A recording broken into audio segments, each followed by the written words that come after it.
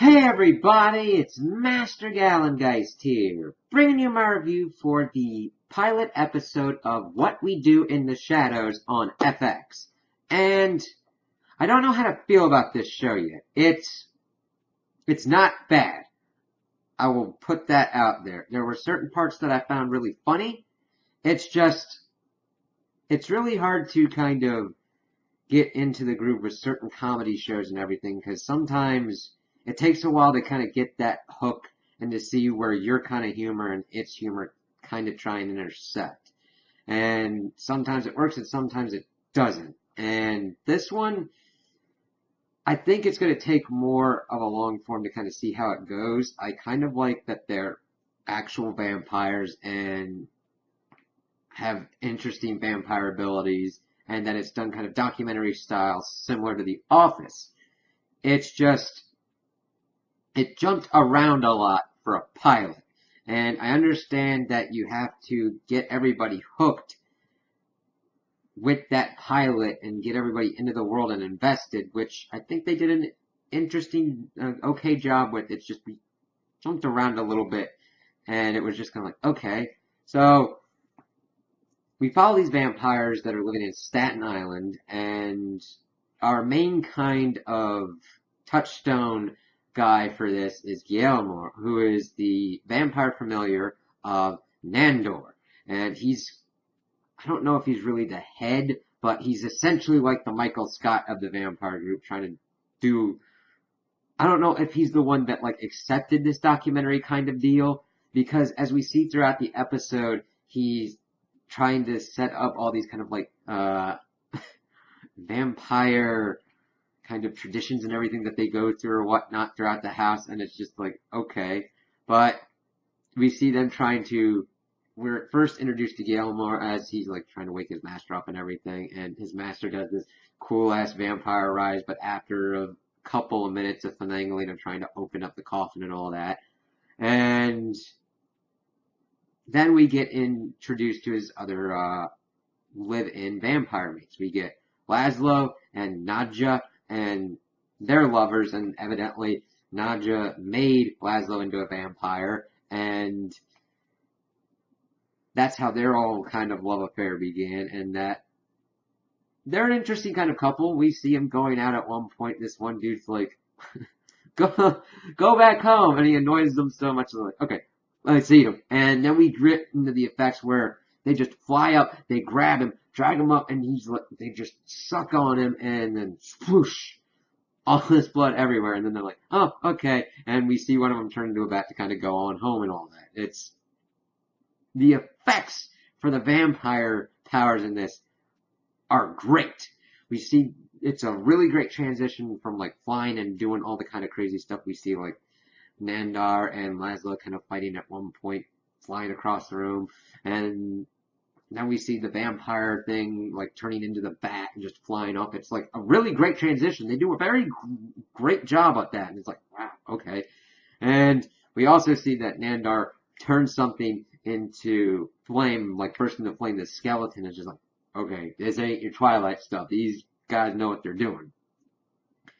Which is funny, because in that scene when he is lighting that paper skeleton on fire, he is going through the store and buying like crepe paper that he keeps mispronouncing, and glitter, because this Baron head vampire is coming to visit. We see him doing this whole letter read off and all that, except he's only like skimming through it, and it's like, okay, yeah, he's gonna be here like tomorrow. What? We only got this today. Yeah, it took a while. So they're trying to prepare for his arrival. They also have another person living in the house, Colin, and he is a psychic vampire, which point he just like feeds off the energy of people. We see him doing this in an office and like either boring people to death or enraging them, and it's just fucking great. He's even a nuisance to the vampires, and the great part about it is he can also suck the energy off of vampires as well. It's just like a complete leech, and I'm interested to see what they do more with him. So they're getting ready and all that. We find out that Nadja and Laszlo both have had relationships with the Baron, and they're kind of trying to keep it from each other. And we get to the boat and we see them kind of signing everything for it. It's kind of situational humor that we're seeing. We see Guillermo like very excited for this, but also excited because this is his 10-year anniversary of being Nandor's familiar, and he's like, oh, he'll turn me into a vampire. And it's really funny because we see that he was inspired by Armand from Interview with a Vampire, and that's that's kind of his whole goal. And they get the Baron there, and this is kind of where the meat of it starts to set up of what is going to be going on throughout the season, I believe. We see that they get up, he like comes out, and he's like, okay, the old ways suck. We need to take over this place, Staten Island, and he thinks it's the seat of power and everything, and he's like, alright, I'm gonna go to sleep. When I wake up, you guys are gonna take over this place. It's gonna be all vampires and everything. He thinks vampires should rule the world and all that. It's like, okay. Alright. Everyone's like, okay, we'll kind of get to this and everything, and we end out the episode with Nandor giving a glitter portrait to Guillermo as his anniversary present. And he thinks it's a 2-year, and he's like, it's a 10 years, like 10 years, Jesus. And then he goes to sleep.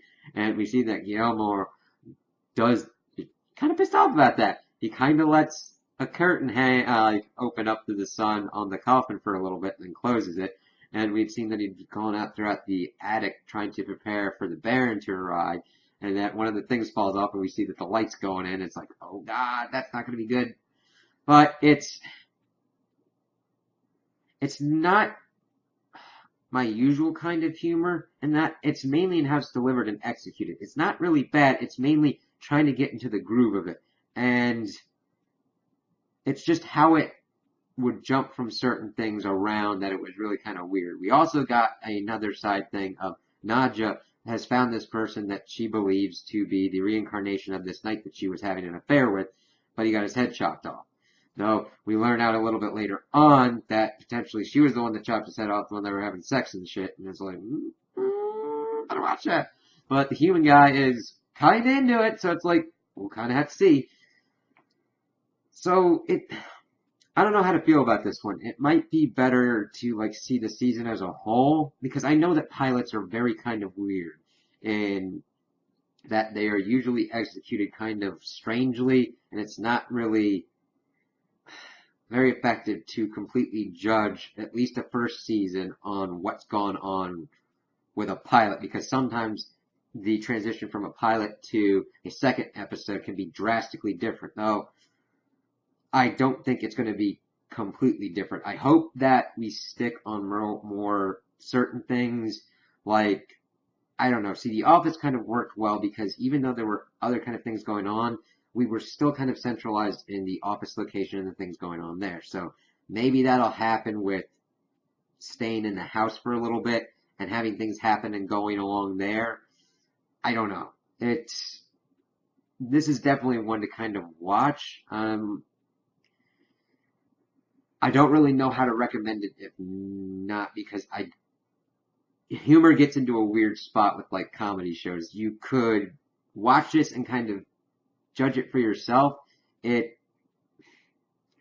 don't know. It definitely is based upon your humor. If you want to see something with vampires and kind of a funnier kind of take on vampires while still taking their powers seriously and being like, they're fucking vampires, I would check this out maybe.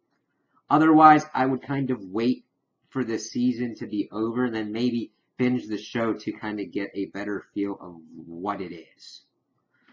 So those are my opinions on the episode. Tell me what you guys think in the comments below. If you liked it, if you didn't like it, if you agree with me, if you disagree with me. Also like and subscribe, and I hope you have a good day.